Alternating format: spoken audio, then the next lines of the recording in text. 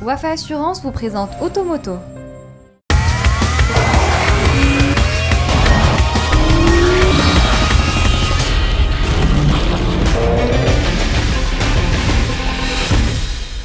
Bonsoir à tous, bonsoir à toutes, bienvenue, vous regardez Automoto, voici le sommaire. La nouveauté de cette semaine, c'est l'intelligence mobility de Nissan. Suivi du lancement de la nouvelle C3 chez Citroën, sans oublier l'essai de la Fiat Tipo Hatchback. Et tout de suite, nous passons à l'intelligence mobility de Nissan. Fort d'une expérience indéniable en véhicules électriques et en autonomie de conduite, Nissan se place à l'avant-garde des autres constructeurs automobiles. Comme en témoigne la Nissan Leaf, premier véhicule électrique badgé Nissan ayant réalisé des faits d'armes mémorables, entre autres décrocher le prix de voiture de l'année en Europe en 2011. Tel couronnement, s'assortit d'un continuel record de vente, avec en point d'orgue un cumul de 250 000 unités livrées depuis son lancement jusqu'aujourd'hui.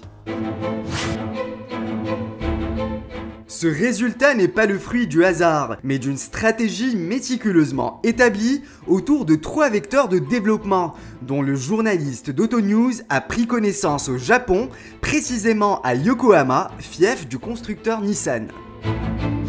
Le premier axe de développement, le Nissan Intelligent Driving, traduisez mobilité intelligente, vise à procurer plus de sécurité et de confort, assorti d'un contrôle facile du véhicule. Quoi de plus facile que d'activer un bouton situé sur le volant pour engager le système ProPilot qui dès lors entre en jeu pour s'occuper de l'orientation de la direction ainsi que de l'accélération et du freinage. Techniquement, toutes ces opérations sont mises en ordre par un supercalculateur chargé de traitement des informations issues d'une caméra capable de reconnaître les véhicules qui précèdent et le marquage des lignes sur la chaussée.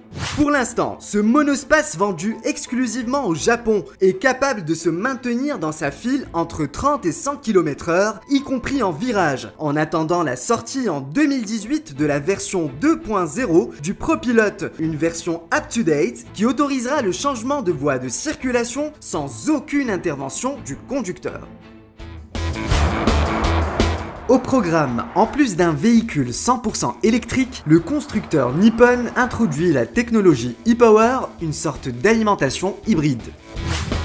Néanmoins, la palme de sportivité revient au Blade Glider, qui combine un groupe moteur-propulseur électrique ultra performant, un design étonnamment révolutionnaire et une agilité hors norme. Observez bien l'aisance et la puissance dont il fait preuve sur circuit. Autant dire que le Blade Glider est une démonstration frappante d'une sportivité électrisante signée Nissan.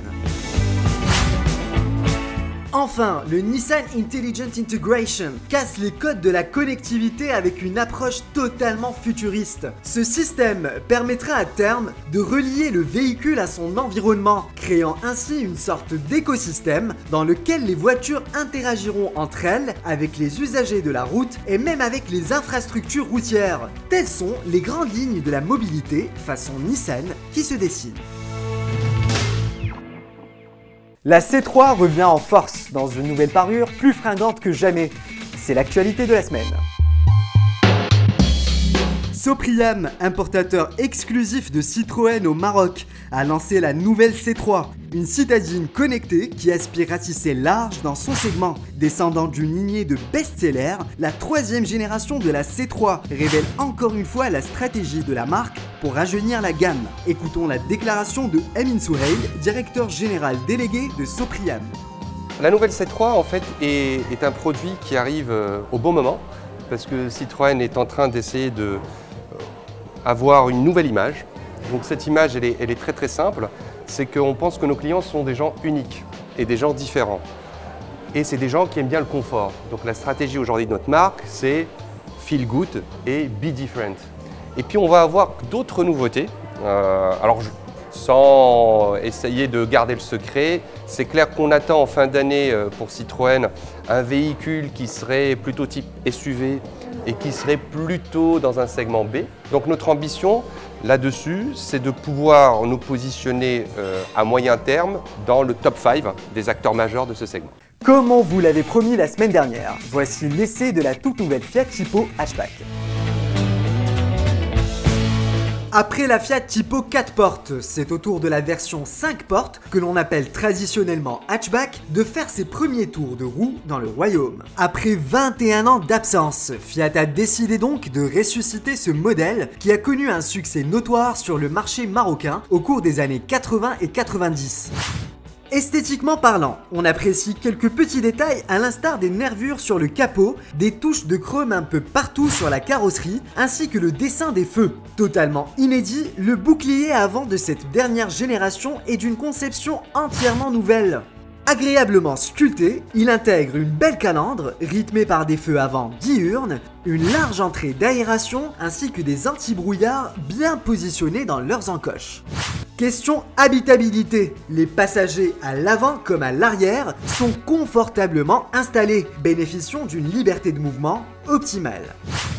On note par ailleurs une bonne qualité de finition et d'assemblage. L'ergonomique n'est pas en reste, avec un tableau de bord mettant à portée de main toutes les principales commandes du véhicule. En véritable voiture familiale, la Tipo se dote d'un coffre d'une capacité de 440 décimètres-cubes.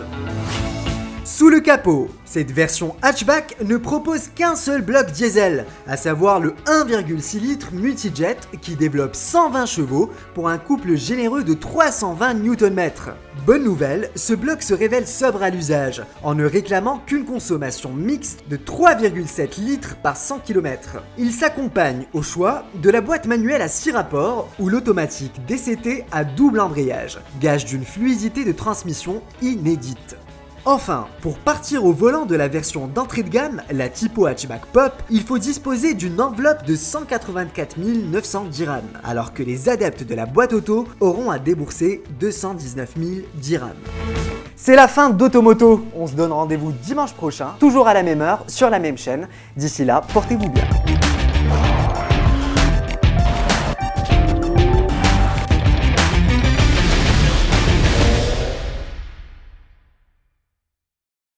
Automoto vous a été présenté par Wafa Assurance.